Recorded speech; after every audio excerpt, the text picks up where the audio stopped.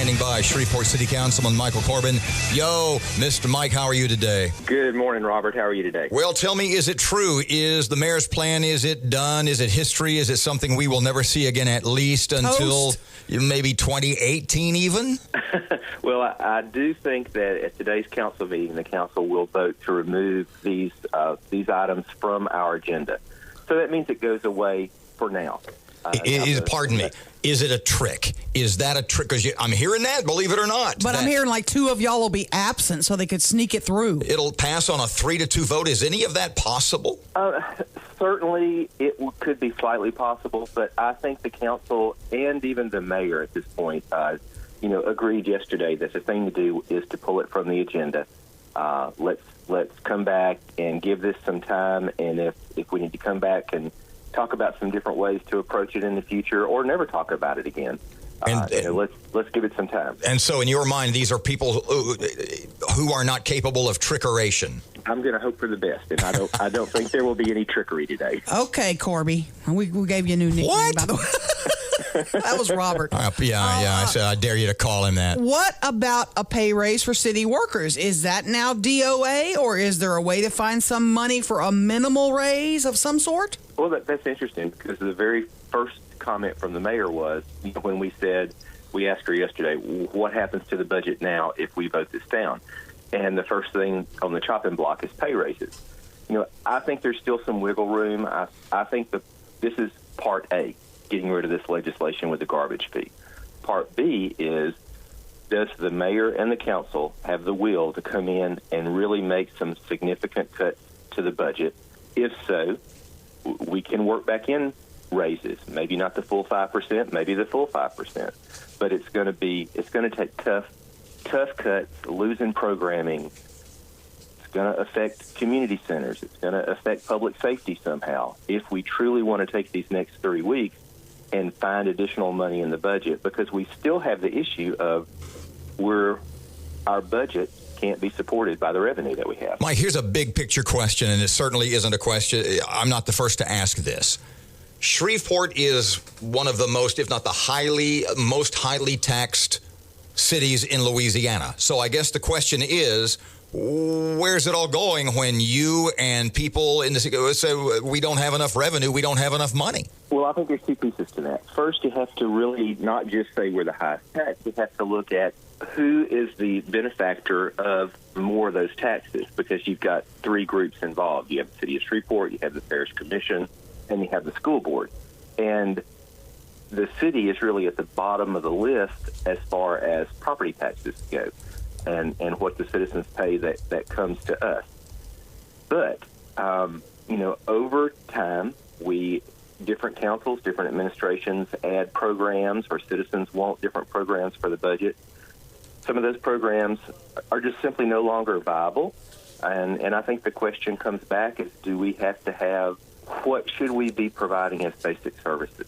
Do we need to provide after-school care and day camps during the summer and things like that through SPAR, or are there other organizations that do that more efficiently, and that's some money that we could cut out of the budget? Michael, the tax rates have been, a sore subject for a lot of people in our community, and Robert just alluded to that.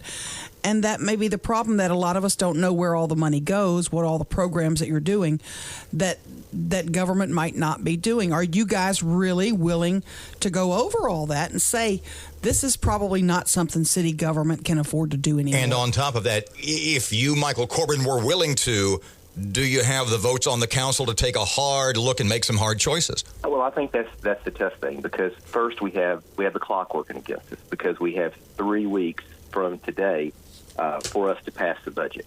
And there's not another regularly scheduled council meeting in that 3 weeks. So it would take council coming together and coming up with some ideas on their own.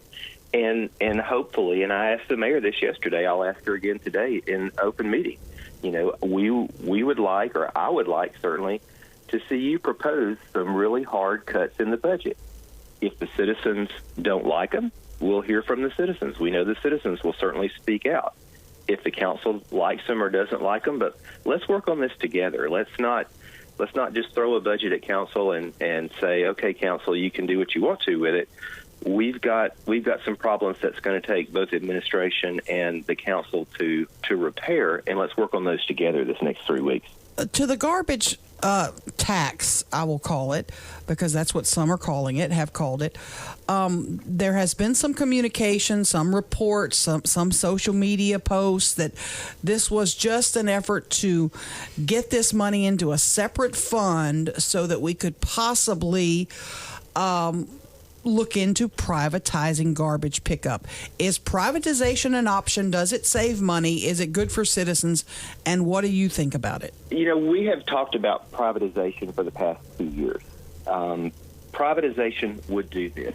It could open up competition within the city for garbage service, where we could have multiple vendors who come in and compete for that garbage service. It certainly removes an $8 million or more expenditure from the current city budget to support those services. And one of the first things we hear is, will all those people would lose their jobs? Not necessarily.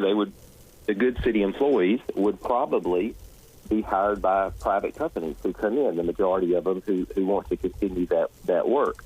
We're nowhere near privatization yet. Certainly Bossier has privatized services, many other cities do.